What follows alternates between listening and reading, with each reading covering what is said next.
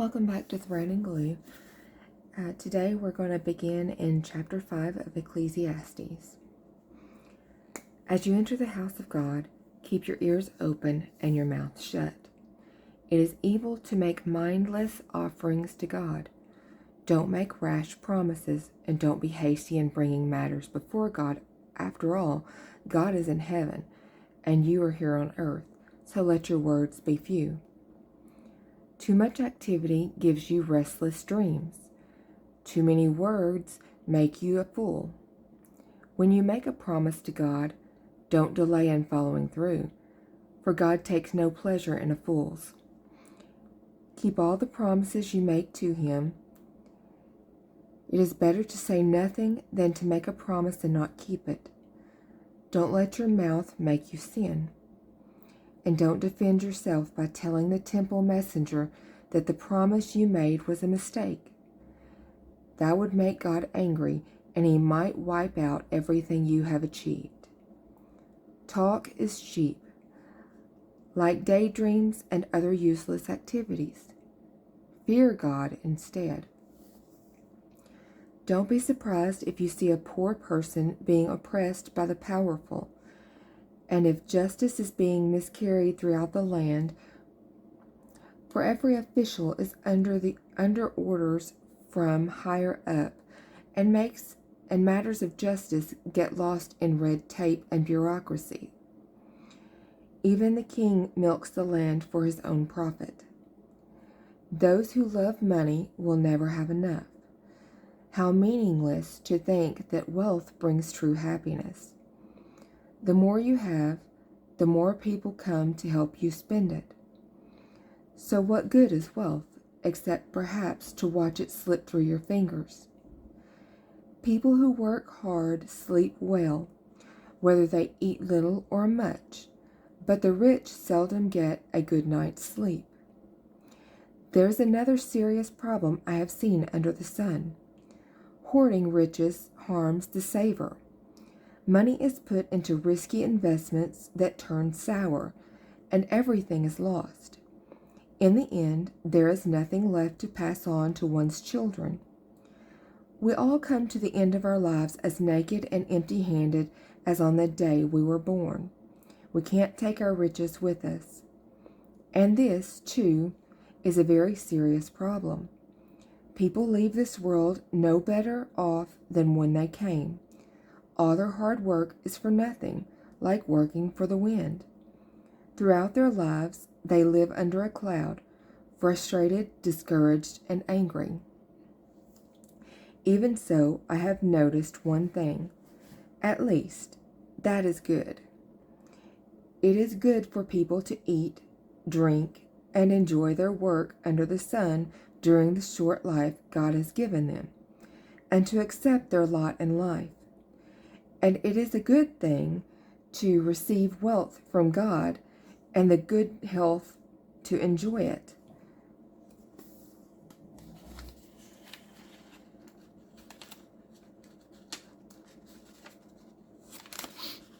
To enjoy your work and accept your lot in life. This is indeed a gift from God. God keeps such people so busy enjoying life that they take no time to brood over the past. Chapter 6.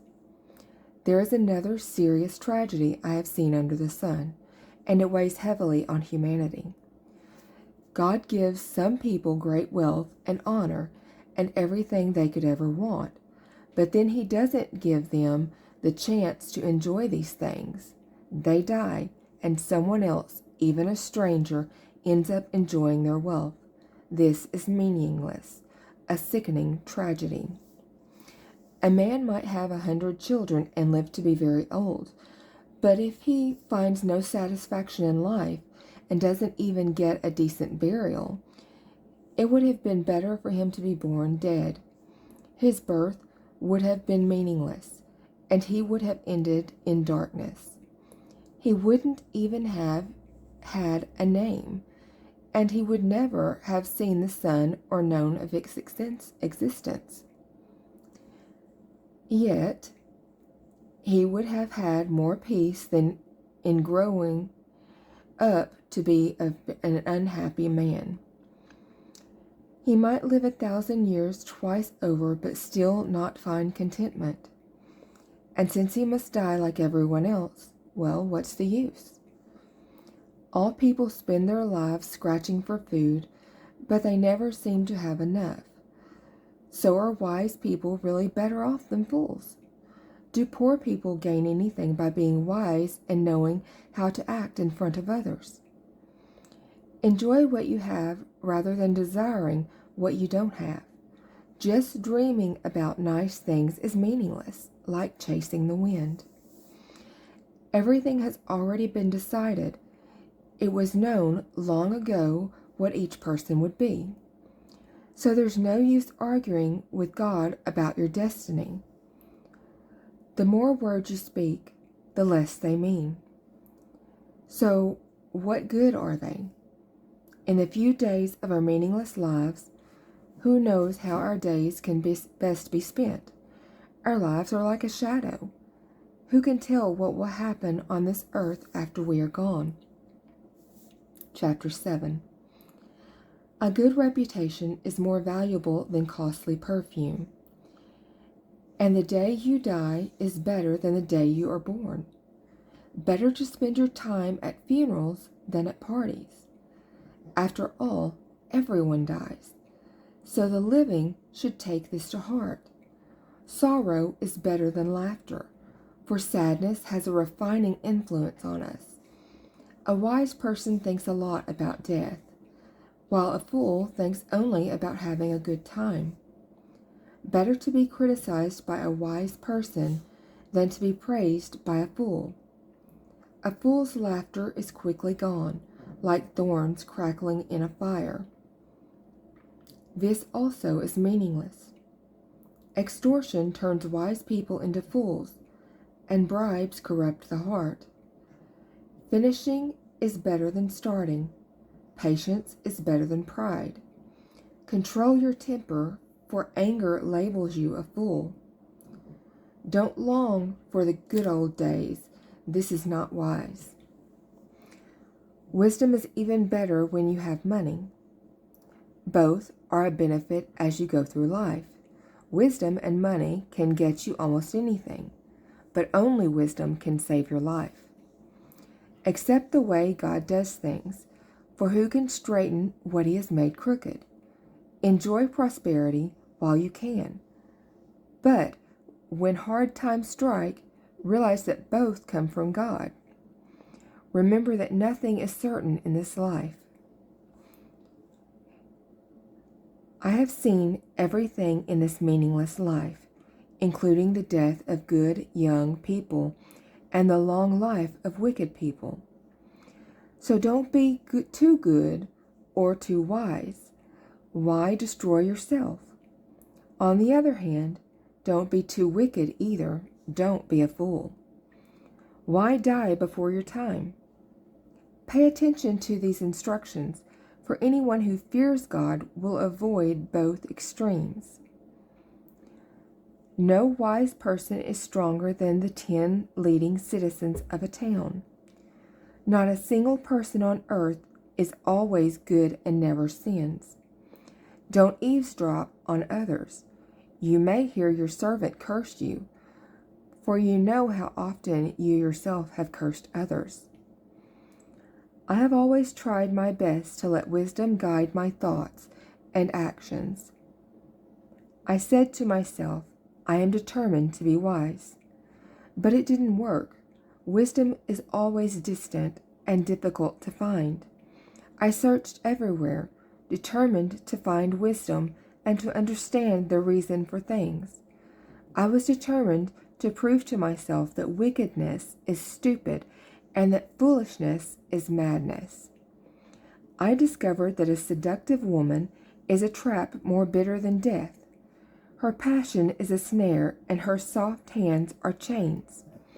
Those who are pleasing to God will escape her, but sinners will be caught in her snare. This is my conclusion, says the teacher. I discovered this after looking at the matter from every possible angle. Though I have searched repeatedly, I have not found what I was looking for. Only 1 out of 1,000 men is virtuous, but not one woman. But I did find this: God created people to be virtuous, but they have each turned to follow their own downward path. Chapter 8. How wonderful to be wise, to analyze and interpret things. Wisdom lights up a person's face, softening its harshness. Obey the king, since you vowed to God that you would. Don't try to avoid doing your duty, and don't stand with those who plot evil, for the king can do whatever he wants. His command is backed by great power. No one can resist or question it. Those who obey him will not be punished. Those who are wise will find a time and a way to do what is right. For there is a time and a way for everything, even when a person is in trouble. Indeed, how can people avoid what they don't know is going to happen? None of us can hold back our spirit from departing. None of us has the power to prevent the day of our death. There is no escaping that obligation, that dark battle. And when in the face of death, wickedness will certainly not rescue the wicked. I have thought deeply about all that goes on here under the sun, where people have the power to hurt each other. I have seen wicked people buried with honor, but they were the very ones who frequented the temples and are now praised in the same city where they committed their crimes. This, too, is meaningless. When a crime is not punished quickly, people feel it is safe to do wrong. But even though a person sins 100 times and still lives a long time, I know that those who fear God will be better off. The wicked will not prosper, for they do not fear God. Their days will never grow long like the evening shadows. And this is not all that is meaningless in our world. In this life, good people are often treated as though they were wicked. The wicked people are often treated as though they were good. This is so meaningless. So I recommend having fun, because there is nothing better for people in this world than to eat, drink, and enjoy life. That way, they will experience some happiness along with all the hard work God gives them under the sun. In my search for wisdom and in my observance of people's burdens here on earth, I discovered that there is ceaseless activity, day and night. I realized that no one can discover everything God is doing under the sun. Not even the wisest people discover everything, no matter what they claim. Chapter 9. This too I carefully explored. Even though the actions of godly and wise people are in God's hands, no one knows whether God will show them favor. The same destiny ultimately awaits everyone, whether righteous or wicked, good or bad, ceremonially clean or unclean, righteous or religious or irreligious. Good people receive the same treatment as sinners, and people who make promises to God are treated like people who don't. It seems so wrong that everyone under the sun suffer the same fate. Already twisted by evil, people choose their own mad course, for they have no hope. There is nothing ahead but death anyway. There is hope only for the living. As they say, it's better to be a live dog than a dead lion. The living at least know they will die, but the dead know nothing. They have no further reward, nor are they remembered. Whatever they did in their lifetime, loving, hating, envying, is all long gone. They no longer play a part in anything here on earth. So go ahead, eat your food with joy, and drink your wine with a happy heart, for God approves this. Wear fine clothes with a splash of cologne. Live happily with the woman you love through all the meaningless days of life that God has given you under the sun. The wife God gives you is your reward for all your earthly toil. Whatever you do, do well. For when you go to the grave, there will be no work or planning or knowledge or wisdom. I have observed something else under the sun. The fastest runner doesn't always win the race, and the strongest warrior doesn't always win the battle. The wise sometimes go hungry, and the skillful are not necessarily wealthy.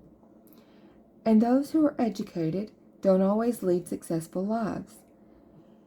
It is all decided by chance, by being in the right place at the right time. People can never predict when hard times might come, like fish in a net or birds in a trap. People are caught by sudden tragedy.